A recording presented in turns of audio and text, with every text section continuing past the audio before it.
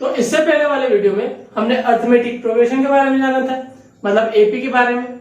इसके अलावा हमने देखा था कॉमन डिफरेंस या number of term in general term of an AP.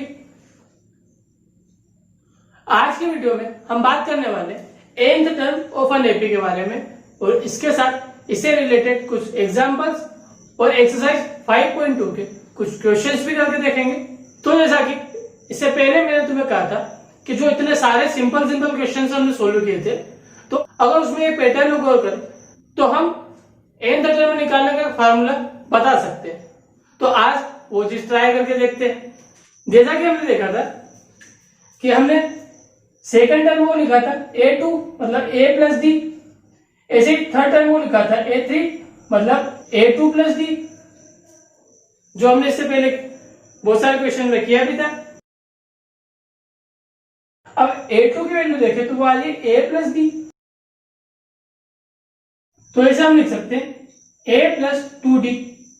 ऐसे हमने फोर्थ टर्म की बात करी थी तो a3 प्लस डी का था, और ये हमने अर्थमेटिक प्रोग्रेशन की डेफिनेशन से सीखा था कि हर एक नेक्स्ट टर्म उसे प्रीसीडिंग टर्म में एक फिक्स नंबर प्लस करने पे आता है, मतलब ऐड करने पे आता है। तो हम पिछले वाले टर्म में एक फिक्स नंबर मतलब डी ऐड करते जा रहे हैं। तो a3 की वैल्यू अभी हमने देखी a प्लस 2d है। अगर इसमें फिर d जोड़ दे तो ये हो जाएगा a प्लस 3d। अब इन दोनों का तो गौर कर सकते हो, जब हमने a3 के बारे में बात करी थी तो आंसर आया था a प्लस 2d, और जब हमने a4 के बारे में बात करी तो आंसर आया a प्लस 3d। तो इसे गौर किया जाए तो अगर हम यहाँ पे अगर 8 टर्म में लेंगे तो आंसर आना चाहिए a प्लस 70। ऐसे 25th टर्म में लेंगे तो आंसर 100% आएगा a प्लस 24t।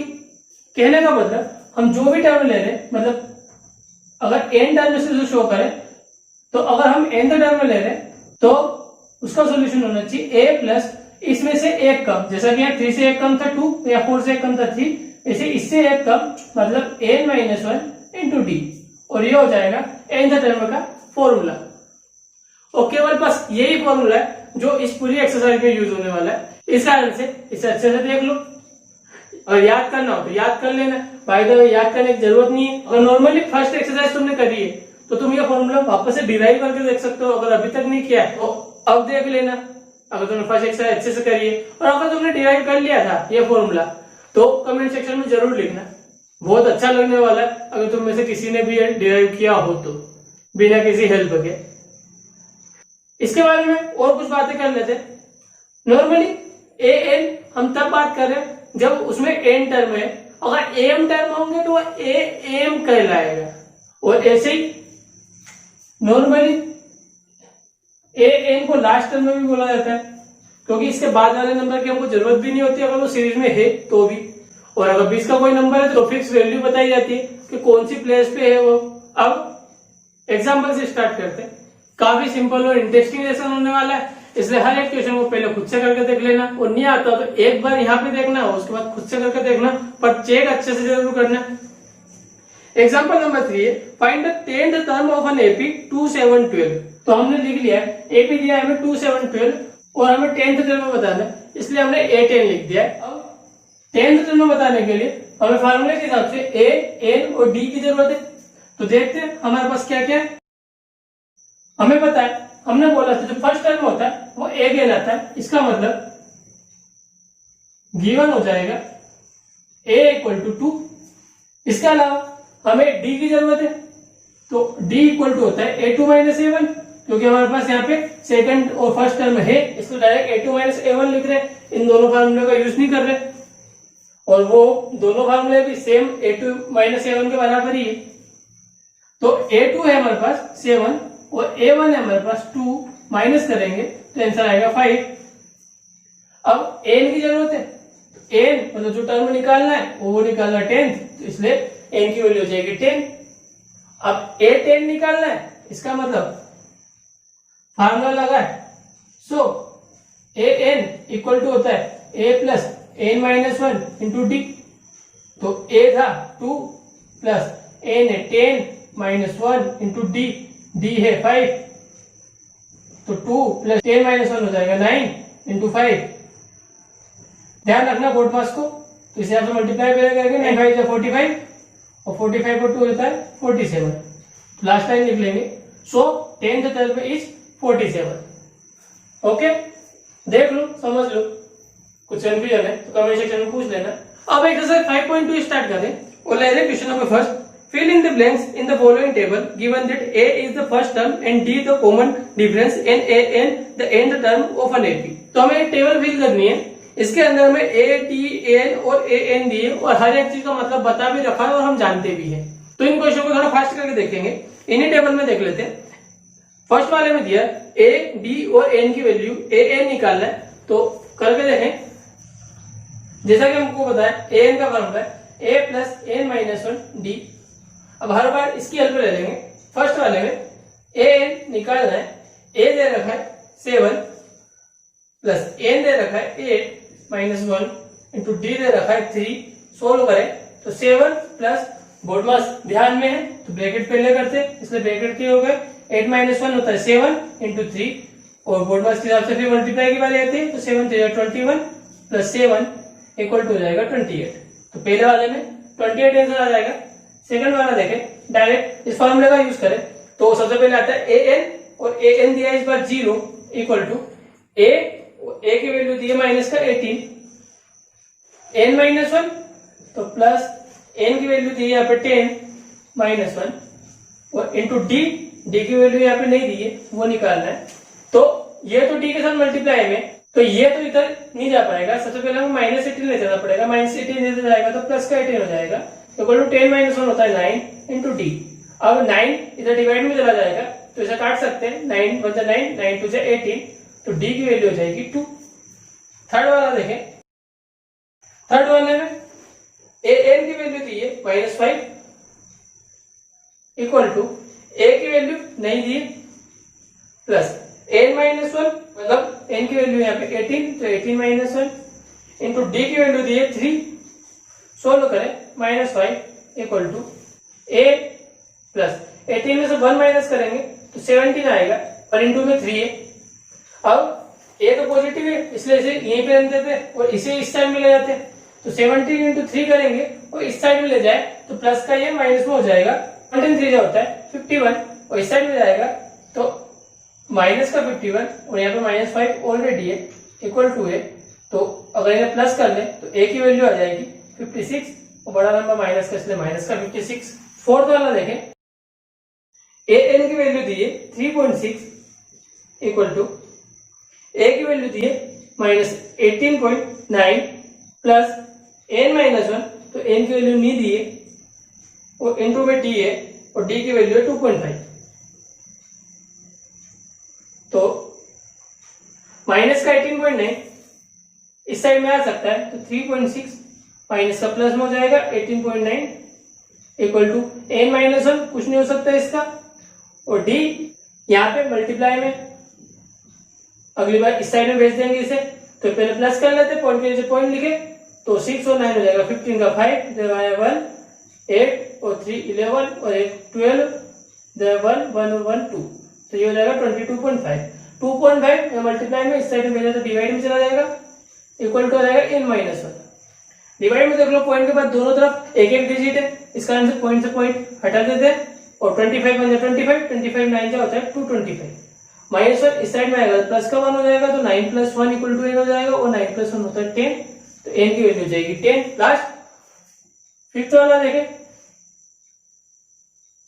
इस बार AN की वैल्यू नहीं दे रखी है, A की वैल्यू दी है 3.5 प्लस N माइनस 1 मतलब 105 N दे रखा है और D की वैल्यू दी है 0, तो इस बार इसके सॉल्यूशन की जरूरत नहीं पड़ेगी क्योंकि 0 का मल्टीप्लाई हो रहा है, तो अंदर कुछ भी करो तुम बाद में 0 का मल्टीप्लाई करने से 0 ही आंसर आना है, तो यहाँ पे 3.5 बच जाएगा केवल, तो AN की वैल्यू 3.5 हो जाएगी।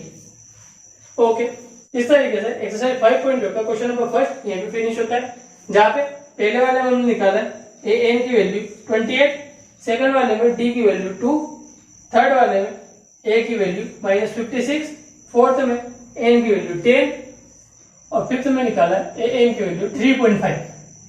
अगर तुमने ये क्वेश्चन किया तो चेक करके देख लो आंसर्स, अगर मैंने कुछ गड़बड़ी करी है तो बता देना, अगर तुमने कुछ गड़बड़ी करी है तो सुधार लेना, और ये जरूर पता कर लेना कि किस वजह से वो गड़बड़ी हुई है। मतलब अगर पॉइंट की वजह से गड़बड़ी हुई है तो तुम्हें पॉइंट के ऑपरेशंस को सीखना पड़ेगा, और बाकी में कुछ हुई है तो बाय मिस्टेक हुई होगी। थर्ड वाली बिट को एक बार देखा मैंने तो एक मिस्टेक निकली है, तुम्हारी नहीं निकली पर मेरी तो निकल गई है। मेरी वाली बुक में थोड़ा सा क्लियर नहीं छपा था, इस कारण से मुझे ये 3 दिखा था, तब की बुक में एक बार ध्यान से देखा तो -3 लिख रखा है, और यहाँ पे -3 है तो प्लस माइनस ये माइनस का हो जाएगा 17 इंटू 3, और यहाँ पे माइनस का इस साइड में जाएगा तो प्लस का हो जाएगा, तो 51 में से 5 माइनस हो जाएगा तो 46 आंसर आएगा। इसका मतलब 56 के बजाय यहाँ पे हम 46 लिखेंगे। तो ये प्रिंटिंग मिस्टेक होने के कारण से थोड़ी सी गड़बड़ी होगी। ओके, बाकी सब सही है। ओके, अब क्वेश्चन नंबर सेकंड पे बढ़े। क्वेश्चन नंबर सेकंड है, choose the correct choice in the following and justify. First है 30 term of an AP 10, 7, 4 is. तो 830 निकालना है, इसका मतलब ए की वैल्यू है 10 प्लस n माइनस 1, तो n की वैल्यू 30 और 30 में -1 करेंगे तो 29 इंटू डी, तो इन दोनों को माइनस करना पड़ेगा। A2 में से A1 मतलब 7 में से 10 माइनस करेंगे और 7 में से 10 माइनस करेंगे तो माइनस का 3 आंसर आता है, तो यहाँ पे माइनस का 3। अब कैलकुलेशन कर लेते हैं, तो 10 प्लस माइनस माइनस 29 3 होता है 87, और 10 माइनस 87 हो जाएगा माइनस का 77। और अगर ऑप्शन में देखें तो ऑप्शन सी है -77, तो हमारी चॉइस हो जाएगी ऑप्शन सी -77। नेक्स्ट देखें 11 turn off the AP -3 -1/2 2 is. तो इस बार वापस से देखें A11 निकालना है, इसका मतलब A मतलब -3 प्लस n-1, तो 11 -1 करना है, मतलब 10 इंटू डी, तो इस बार वापस माइनस करके देखें -1/2 में से माइनस करना है -3 को, जैसा कि हमने देखा था A2 माइनस A1, उस हिसाब से माइनस प्लस हो जाएगा तो प्लस का 3 है और माइनस का 1/2 है, तो 2 3 जा हो जाएगा 6, तो -1 प्लस 6/2 और -1 प्लस 6 हो जाएगा प्लस का 5/2, तो डी हो जाएगा 5/2। अब 16 करें तो 2 5 जो होता है 10 और 5 5 जो होता है 25 प्लस -3, तो 25 में से 3 माइनस करेंगे तो आंसर आएगा 22। तो हमारा आंसर आया 22, और ये चॉइस दे रखिए बी ऑप्शन में, बी ऑप्शन 22 है, इस कारण से हमारी चॉइस हो जाएगी बी। तो क्वेश्चन नंबर सेकंड यही पे फिनिश हुआ। नेक्स्ट क्वेश्चन नंबर थर्ड की ओर चले। क्वेश्चन दिया in the following APs find the missing term in the boxes. इसके बाद 5 क्वेश्चन दिए, तो 1 बाय 1 करना स्टार्ट करते हैं। थर्ड का फर्स्ट वाला देखें तो हमें दिया फर्स्ट टर्म 2, सेकंड टर्म पता नहीं है, और थर्ड टर्म है 26, तो इसे हम लिख सकते हैं a = 2 एंड a3 = 26। बीच में क्या आएगा ये हमें पता लगाना है, तो अगर a3 के लिए अगर ये वाला फार्मूला यूज करके देखें तो a3 = हो जाएगा a प्लस n-1 d, जहां पे a3 की वैल्यू आ रही है 26, a की वैल्यू आ रही है 2 प्लस n-1, तो ये टर्म होगा थर्ड वाला -1 इंटू डी 26, 2 इधर प्लस से माइनस में भेज देते हैं, तो 26 - 2 3 - 1 होता है 2 इंटू डी, 26 में 2 माइनस करेंगे तो 24 आएगा, 2 या मल्टीप्लाई में इधर भेज देते हैं डिवाइड में, तो 24 2 को डिवाइड करेंगे तो आंसर आएगा 12 = t, तो t की वैल्यू आ गई हमारे पास 12। अब हमें बताना था कि इस ब्रैकेट में क्या आएगा, तो यहाँ पे सेकंड टर्म था, तो a में अगर d प्लस करेंगे तो सेकंड टर्म आ जाएगा, क्योंकि a1 होता है, तो d आया हमारा 12 और a था 2, तो 2 और 12 हो जाएंगे 40, तो यहाँ पे आ जाएगा 40। ओके, देख लो अच्छे से। हम नेक्स्ट वाला करते हैं। यहाँ पे हमें फर्स्ट टर्म में नहीं बताया गया, सेकंड टर्म में बताया गया, मतलब a2 = दे रखा है 30, और a2 में अगर फार्मूला यूज करें तो हम लिख सकते हैं यहाँ पे a प्लस n-1, यहाँ पे n 2 है तो 2 - 1 इंटू d = 30, इसका मतलब a प्लस 2 - 1 मतलब 1d, इसे हम d भी लिख सकते हैं = 30।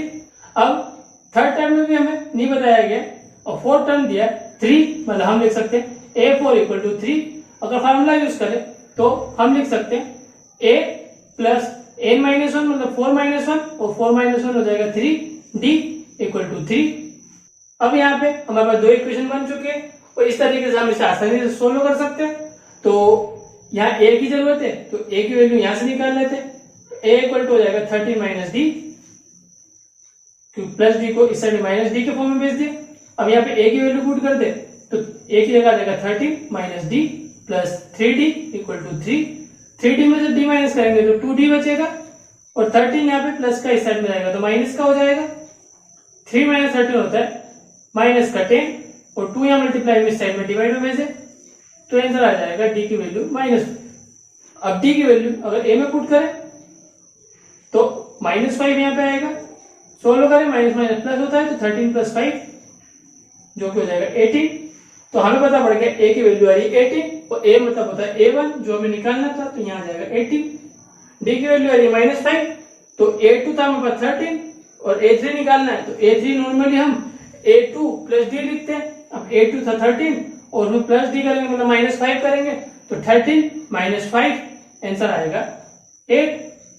तो ये सेकंड बिट हो जाएगा। थर्ड बिट को देखें, इस वाले में हमें ए की वैल्यू मिली है मतलब पहला टर्म में मिला है 5, इसके अलावा फोर्थ टर्म में मिला है हमें मतलब A4 मिला है 9.5। 9.5 को सोल्व करेंगे तो आंसर आएगा 9 2 जा 18 और 1 19/2। और A4 की वैल्यू रखे मतलब उस फार्मूले की हेल्प से तो हम इसे लिख सकते हैं ए की वैल्यू यहाँ पे 5 प्लस n-1 जहाँ पे n है 4 तो 4 - 1 हो जाएगा 3 और डी की वैल्यू हमें पता नहीं है और अब निकाल सकते हैं। 5 यहाँ पे प्लस का इस साइड में भेजेंगे तो माइनस का हो जाएगा तो 3d की वैल्यू हो जाएगी 19/2 -5। सोल्व करें 2 5 हो जाएगा 10 तो 19 - 10 हो जाएगा 9 तो 9/2 हो जाएगा ये। अब 3 मल्टीप्लाई में इस साइड में डिवाइड में आ जाएगा तो डी की वैल्यू हो जाएगी 3 1 3 3 3 9 3/2। अब हम 3/2 यहाँ पे पुट करके नेक्स्ट दो टर्म निकाल सकते हैं। इसका मतलब A2 निकालने के लिए A प्लस डी करना पड़ेगा तो 5 में अगर 3/2 प्लस करें तो आंसर आएगा 5 2 10 और 3 हो जाएगा 13/2 और 13/2 को भी मिक्स फ्रैक्शन में लिखोगे जैसा कि यहाँ लिखा है तो ये हो जाएगा 2 का डिवाइड दे 13 में तो आएगा 2 6 जा 12 और बचा 1/2 तो यहाँ जाएगा 6 1/2। अब थर्ड टर्म निकालना है तो A2 में d प्लस करना पड़ेगा तो A2 आ रहा था 13/2 इसमें d प्लस करना मतलब 3/2 डिनोमिनेटर सेम है इस कारण से यहाँ पे आ जाएगा 2 13 और 3 हो जाएंगे 16 काट के देखे तो आंसर आएगा 8 तो ये हो जाएगा 8। तो ये A2 और A3 भी हो गए। अब नेक्स्ट बिट को देखें, यहाँ पे A की वैल्यू दे रखी -4 और सेकंड थर्ड फोर्थ फिफ्थ और सिक्स्थ टर्म की वैल्यू दे रखी है 6 तो A6 की वैल्यू रखे इस फॉर्मूले से तो हम लिख सकते हैं A मतलब -4 प्लस n-1 मतलब 6 - 1 मतलब 5 इंटू डी इक्वल टू 6। -4 को इस साइड में भेजते तो 6 और ये -4 इस साइड में +4 हो जाएगा और 6 और 4 होते हैं 10 तो यहाँ बचा 5d। अब 5 यहाँ पे डिवाइड में चला जाएगा तो कटेगा तो 5 × 5 5 2 10 तो डी की वैल्यू आ गई 2। कुछ ज्यादा शॉर्ट कर दिया पर आए हो अब तुम्हारे लेवल का ही होगा मतलब आसानी से समझ गए होंगे मतलब मैक्सिमम तो समझ गए होंगे पर मैं हर एक के लिए बोल रहा हूँ किसी के लिए भी मतलब क्लास के लास्ट बच्चे के लिए भी थोड़ा सा बड़ा है तो बोल जरूर देना, हम वापस से हर एक चीज वापस से करेंगे। अब सेकंड टर्म देखें तो वो हो जाएगा a प्लस डी और डी की वैल्यू 2 तो -4 प्लस 2 हो जाएगा -2। थर्ड A2 प्लस डी मतलब -2 प्लस 2 मतलब 0। फोर्थ A3 प्लस डी मतलब 0 प्लस 2 मतलब 2 और नेक्स्ट इसमें फिर 2 प्लस कर दो तो 4 अगला वाला 6 यही से। तो ये फोर्थ वाला बिट भी हो गया।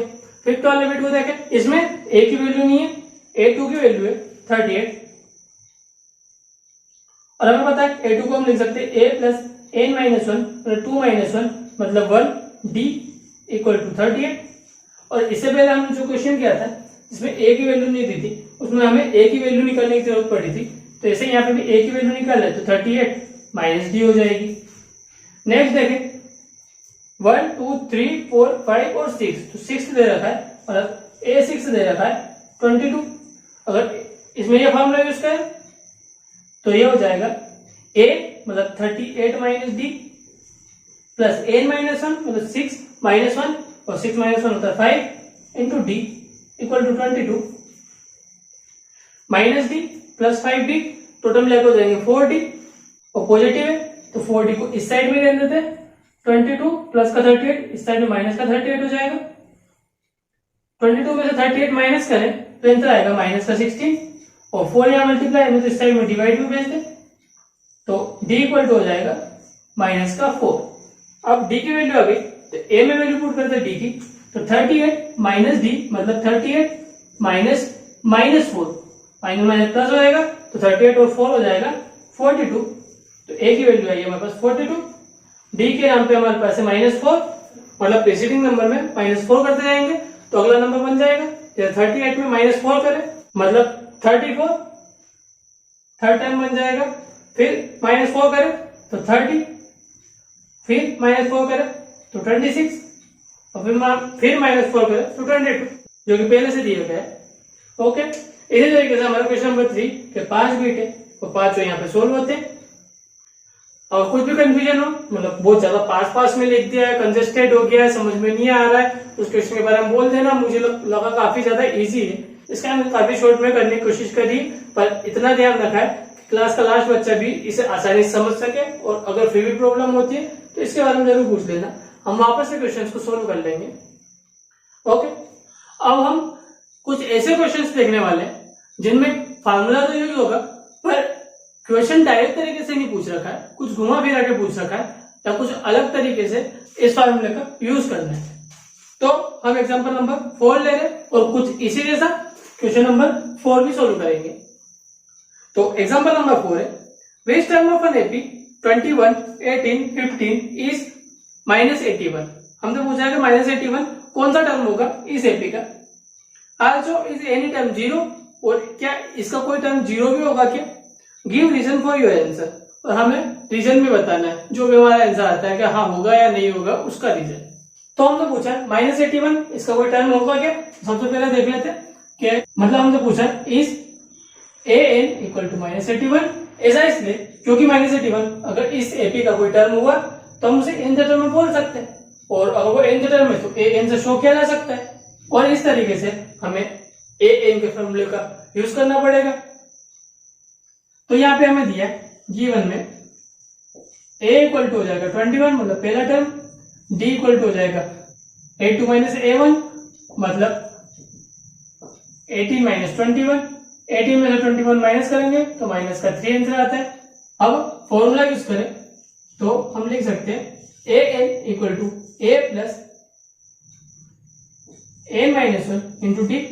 an की वैल्यू अगर -81 टर्म हुआ और nth टर्म हुआ तो -81 हो जाएगी। a की वैल्यू 21 है, प्लस d की वैल्यू आ रही है n पता नहीं, और d की वैल्यू आ रही है -3। तो 21 को इस साइड में ले जाए, नेगेटिव हो जाएगा 21, तो -81 -21 n - 1 और -3 यहाँ पे है, माइनस में प्लस तो 81 और 21 प्लस करेंगे तो आएगा 102 बड़ा नंबर माइनस का, इक्वल टू या मल्टीप्लाई में -3 था, इस साइड में भेज सकते, डिवाइड में हो जाएगा -3 n - 1, तो ऊपर से माइनस का मल्टीप्लाई करेंगे तो प्लस हो जाएगा, और 3 से 102 को काटेंगे मतलब डिवाइड करेंगे तो आएगा 3 3 9, 3 4 12, तो 34 वही पॉजिटिव, -1 इस साइड में भेजेंगे तो 34 प्लस 1 हो जाएगा, n की वैल्यू उसे प्लस करेंगे तो 35 हो जाएगा। तो हम लिख सकते हैं yes -81 is 35th term of this AP. इसके लिए हमने यस लिख दिया, और इसके बाद पीछे पूरी लाइन लिख देंगे। अब इसके बाद हमसे पूछा था क्या इस एपी का एक टर्म 0 भी हो सकता है क्या। अगर 0 इसका कोई टर्म हुआ तो हम उसे वापस से an कह सकते हैं, और अगर n यूज कर लिया तो am कह सकते हैं। तो हम लिखेंगे if 0 is any term of this AP then हम यूज कर सकते हैं am equal to 0, an equal to 0 use करेंगे तो भी कोई प्रॉब्लम नहीं होगा, और अगर हमने m यूज किया तो n - 1 की जगह m - 1 यूज करेंगे। अब इसकी वैल्यू पुट करें am की तो वो हो जाएगी a plus m - 1 into d equal to 0। a की वैल्यू हमें पता है 21 प्लस m - 1 पता नहीं है m की वैल्यू, और d जो कि है -3 इक्वल टू 0। 21 प्लस का इस साइड में माइनस का हो जाएगा, तो यहाँ बचेगा m-1 अपॉन माइनस इंटू -3 और यहाँ पे हो जाएगा माइनस का 21 -3 मल्टीप्लाई में इस साइड में डिवाइड में पहुंच जाएगा। डिवाइड करके देखें तो 3 7 21 होता है, ऊपर नीचे माइनस का मल्टीप्लाई कर देंगे तो पॉजिटिव हो जाएगा। और यहाँ पे केवल बचा था m-1, तो -1 का 1 इस साइड में आएगा तो प्लस का 1 हो जाएगा, तो m की वैल्यू हो जाएगी 7 + 1 8। तो हम लिख सकते हैं yes 0 is 8th term of this AP. अब क्वेश्चन नंबर 4 क्यों चले, क्वेश्चन नंबर 4 इसमें पूछा है which term of the AP 3 8 13 18 is 78। मतलब इस वाले क्वेश्चन की लगभग कॉपी है, बस पूछने का तरीका अलग है। हमने पूछा 78 इसका कौन सा टर्म होगा, जैसा कि इस वाले क्वेश्चन में पूछा था कि -81 कौन सा टर्म होगा। तो अगर 78 अगर कोई टर्म हुआ तो हम लिख सकते हैं an = 78। बाकी हमें दिया गिवन a = 3 मतलब पहला टर्म, d = a2 - a1 जो कि है 8 a2 और a1 है 3, माइनस करेंगे तो आंसर आया 5। अब फॉर्मूला लगाए an a + n-1 × d। अगर an 78 है तो a 3 दे रखा है प्लस n-1 × d दे रखा है 5। 3 पॉजिटिव इस साइड में नेगेटिव हो जाएगा तो माइनस का 3 n-1 × 5।